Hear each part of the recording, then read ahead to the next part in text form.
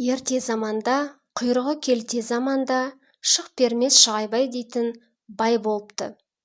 Төрт түлігі сай болыпты, көңілі жай болыпты. Сол шық бермес Шығайбай үйіне ешкімді қондырмайды екен. Қондырса, дәм бермейді екен. Тіпті тастан да қатты сараң, өзі тойса да, көзі тоймайтын адам екен. Үйіне кісі келсе, оның жауабы «Шығай» екен. Осыдан жұрт оны Шығайбай атап кеткен. Шық бермес Шығайбайдың аты естілмеген ел болмайды. Оның шығайын естімеген жан болмайды екен. Қайтсем де, қалай болса да Шығайбайдан дәм татам деген талайлардың тауы шағылған екен. Алдар қуу, алдардың алдамайтыны, арбамайтыны жоқ деген атақ ел-елге жайылады. Ел аузындағы мәтелге айналады. Әй, алдарың қанша қу болса да, шық бермес Шығайбайды алдай алмас, дейді жұрт. Осы сөз алдарға жетеді. Шық бермес Шығайбайдың атын алдар да естіді. Шық бермес Шығайбайды мырзабай етпесем, алдар деген атым құрсын, деп алдар сапарға аттанады. Шық бермес Шығайбайдың елін іздеп сапар шегеді. Күн-түн жүреді. Ақырында елден іргесін аулақ салған, ең далада жалғыз үй қонған Шығайбайдың үйіне келеді. Не істеп отыр екен бұл қу? Деп атын алысқа тұсап, өзі білдірмей келіп, жабықтан сығалайды. Сығаласа, Шығайбай қазы тіліп отыр екен. Бәйбіше нан жауып отыр екен. Тоқалы бас үйтіп отыр екен. Қызы тырнаның жөнін жұлып отыр екен. Осыдан дәм татпасам, алдар атым құрсын, деп іштей тас түйін бекінген Алдекең. Кеш шарық! Дегенді айтып, жылмаңдай ішке кіріп барады.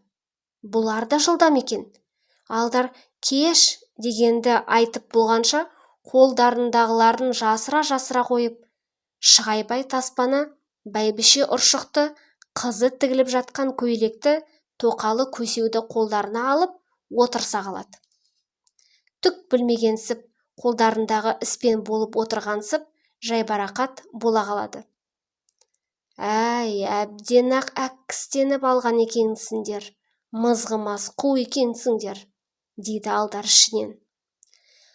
Амандасқансып, қол алысқансып, байға сүйкене барып, төр алдына отырып алады. Әй, көсе екенсің, жұртты құртқан қума екенсің, жүрісің жылман екен. Жырынды болған сұм бекенсің, қу болсаң да, сұм болсаң да, менен дәм тата алмассың, дейді бай ішінен. Қайдан жүрген сұмсың? Қайда барасың? Не істеген білгенің бар, дейді бай алдарға. Алдар көтеріле түсіп, күлімдеп, желдірте жөнеледі. Көрген білгенім көп, жолда келе жатып, үлкен сары жылан көрдім. Жуандығы тап өзіңнің астындағы қазыдай. Артық кем қып асырмай, шын айтқанда жасырмай, таспен ұрдым жіберіп, күң астындағы басындай.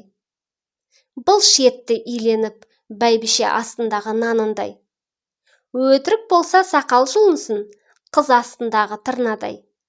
Бәрінде осының көріп келдім, асыңды асшы ұрламай.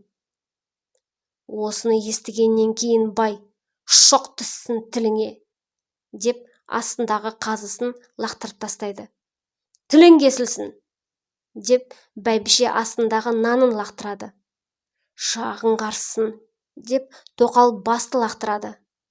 Ішің толсын, деп қызы тырнаны лақтырады. Қазыңды аса бер, бәйбіше, дейді бай, амал қайсысы деген пішінмен. Бәйбіше қазанға ас салады да, піс қазаным 5 ай, десе, отырайын 10 ай, деп алдар етігін шешіп тастайды да. кер тағының терісін келер жылы киермін, деп төрге орнығып отырады. Қазан түнімен қайнайды, бірақ түсірілмейді. Алдар да отырады. Мына кәпір қашан жатады? Деп үн жоқ қасарып байда отырады. Ақырында ұйқыдан шаршап, шыдай алмай, әй кемпір, төсек сал, дейді. Бәйбішесі төсек салады. Үй ішімен ұйықтаған кезде Алдар орнынан тұрып, қазандағы етті сүзіп алып, оның орнына тулақты турап салып қояды. Бір уақытта бай тұрып бәйбішесін оятады. Мына ит ұйықтады білем, түсір асыңды тез. Уақытымен асымызды жегізбеді-ау ит, деп сыбыр етеді. Бәйбіше қараңғыда асты түсіреді. Бай пышақты қолға алып жіберіп, жат жігітім жат, сазайын осы, деп аузына бір кесегін асап жіберсе, тісі өтпейді. Олай қидалайды, бұлай қидалайды, болмайды. Етің не болып кеткен, өңкей шандыр, деп қатынына ұрсады. Түйіліп қалып сорпа сұрайды. Ақыры осының бәрі Алдардан келгенін біліп, амалсыз аштан аш жатады. Таңертең Шығайбай жолға шықпақ болып бәйбішесіне: «Қонаққа көрсетпей маған нан беріп жібер», дейді. Әйелі ошақта пісіп жатқан нанды оттан ала салып, байдың қойнына тыға қояды. Мұны көре салып Алдар жүгіріп шығады да: Байеке, енді бұдан кейін жолығамыз ба, жоқ па, қазақ дәстүрімен достарша көрісіп айырылсалық, деп бара сала байды құшақтайды.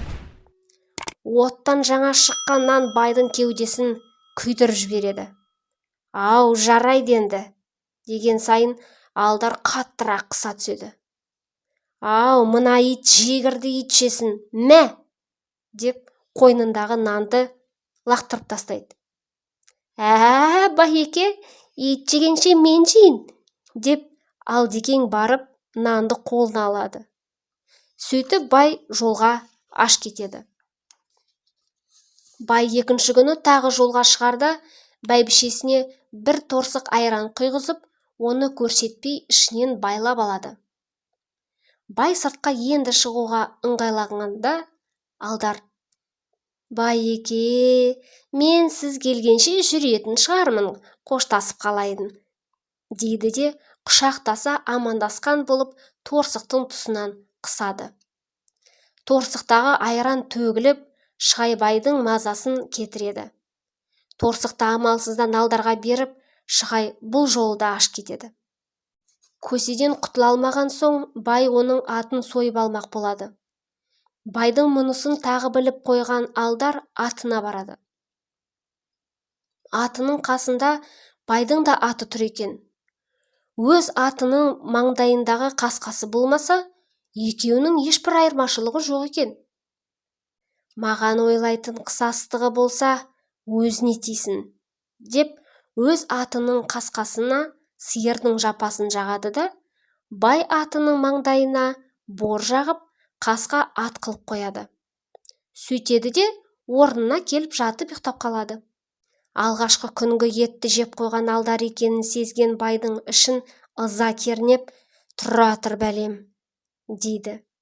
Сөйтіп Алдар ұйықтады-ау деген кезде сыртқа шығып, оның атын жарып тастайды. «Міне жігітім, сазайын», деп өзінің істеген ісіне көңілі толып қуанып, төсегіне келіп жатып ұйқыға кетеді. Таңертең бай орнынан тұрып жатып Алдарға айтады: «Мына кемпір қасқа ат өліп жатыр дейді. Әсте сенің атың-ау. Әй сорлай, атыңды бақпай қазан бағып жүрген не қылған адамсың өзің», деп қарқ-қарқ күледі. Сонда Алдар тұрып: «Өзі қандай қасқа екен? Боқ қасқа болса менікі болар, бор қасқа болса сіздікі болар», дейді. Бай Құдайдың ұрғанын біледі де орнынан атып тұрады. Жүгіріп барса, айтқанындай өліп жатқан үй иесінің бор қасқасы екен. Бай күйіп кетіп, алдарға келіп, жоғалт қараңды сұм неме, мен сені енді көрмейін, деп шығып кетеді. Сыртқа шығысымен әйеліне, тез жөнелт ананы, дейді. Бай біраз жерге ұзаған кезде артынан жүгіре жеткен алдар: етігім жыртылып, шылғауым шығып жүреді, бізіңізді беріп кетіңіз, дейді.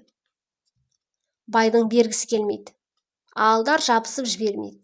Ақыры болмаған соң: әй, алсаң алшаң тұрған, алда қараңды батыршы кәпір, дейді. Алдар алғысын жаудырып, жымың қағып қала береді. Бай кетісімен оның бәйбішесіне жүгіріп келіп: ал, қызыңыз Бізбикені киіндіріңіз, дейді. Не үшін? Баймен келістім. Мен қызыңызды алып кететін болдым. Жоғал әрі сұм, саған қыз беретін беді бай, дейді бәйбіше ат-тоңын ала қашып. Ендеше өз құлағыңызбен естіп қалыңыз, деп алдар сыртқа шығып, алысқа ұзап кеткен байдың артынан айғайлайды: ау, бай, Бізбикені бермей жатыр мына бәйбішеңіз, дейді. Әй қатын, бер бізді, жоғалт сол кәпірдің көзін, деп айқайлайды бай. Әні, естідіңіз бе? Дейді алдар қасында тұрған әйелге. Мына кәрі талжыған ба өзі? Елді шулатқан бір қуаяққа қызын беріп, жындадыңа шығар өзі, деп таңғалады әйелі. Қатын қалашқа бой берген алдар ма, анау-мынау дегенге бет қаратпай, жасауын буып түйіп, тездетіп қызды атқа мінгізеді. Сөйтіп, алдармен текетіреске түссең осылай болады, деп еліне қарай әндете тартып отырады.